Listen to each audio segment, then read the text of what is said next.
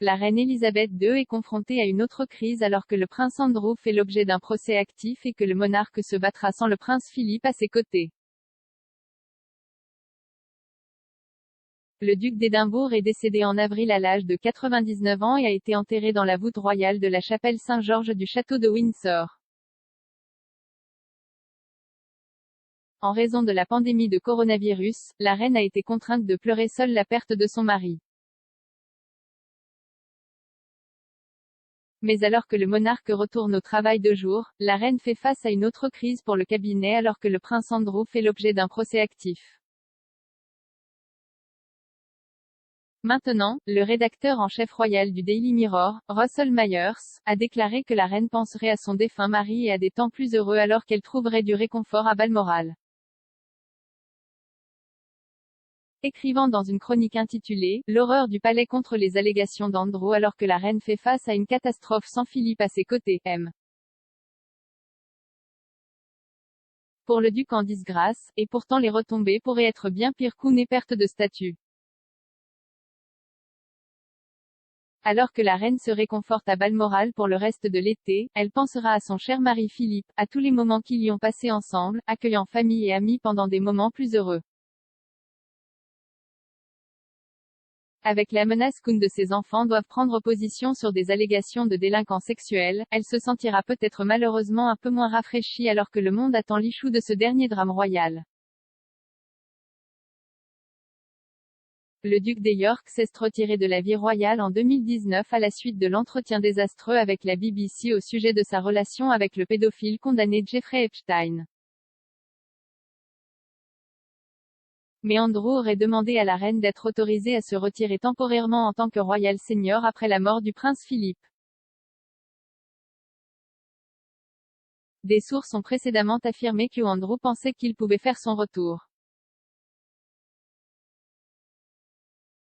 Cependant, à la suite de l'interview, Andrew a été abandonné en tant que parrain de près de 50 organisations. Certaines des organisations caritatives comprennent le Royal National Institute for the Deaf, la Golf Foundation, la Children's Foundation, Outward Trust et la British Science Association. En outre, le Berkshire County Cricket Club, la Society for Nautical Research, et l'Association of Leading Visitor Attractions et Whitgift School à Croydon ont également rompu leur lien avec le duc. Beaucoup de ceux qui ont coupé les ponts avec Andrew ont déclaré qu'ils ne l'avaient pas remplacé. Seuls 3 des organismes de bienfaisance, la British Science Association, le Council of British International Schools et le Tallship Youth Trust, ont passé un contrat avec Buckingham Palace concernant un remplacement, selon les rapports. Le Royal Philharmonic Orchestra et le York Minster Fund ont tous remplacé Andrew par son frère, le prince Charles. Après la mort de son père, Andrew a fait une déclaration publique et on pense qu'il a demandé à la reine d'être autorisée à se retirer temporairement en tant que royal senior. Cependant, Charles serait catégorique, il n'y a aucun moyen de revenir en arrière pour Andrew alors que des allégations pèsent sur lui. Une source a déclaré au Mail Online, le prince Andrew pourrait espérer que cette triste situation change les choses, mais le prince Charles est catégorique, il n'y a aucun moyen de revenir en arrière tant que des allégations pèsent sur lui. Il a parlé à la caméra à titre privé car il s'agit d'un événement familial, personne ne peut l'empêcher de faire ça. Une autre source a précédemment déclaré que Andrew croyait en son cœur de cœur qu'il pouvait reprendre ses fonctions royales.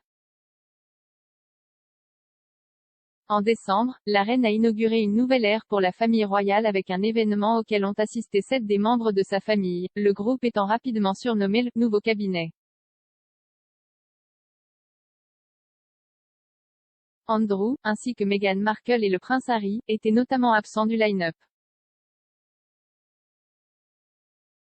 Le nouveau cabinet comprenait le prince Charles, Camilla, la duchesse de Cornouailles, le duc et la duchesse de Cambridge, la princesse Anne et le prince Édouard et Sophie, comtesse de Wessex.